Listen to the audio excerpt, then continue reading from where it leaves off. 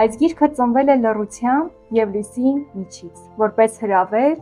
ճանաչելու ինքդ քեզ։ Հրատարակած գիրքը արտացոլանքն է սիրո և գիտության ներդաշնակության։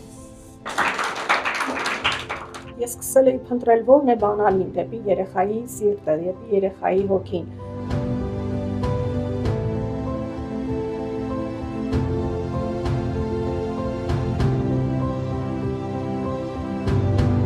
Հիմնական կոնցեպցիան կներկայացնեմ նաև էլի ֆիլմի տեսքով, արդեն նեյրոհոգեբանական մոտեցմամբ,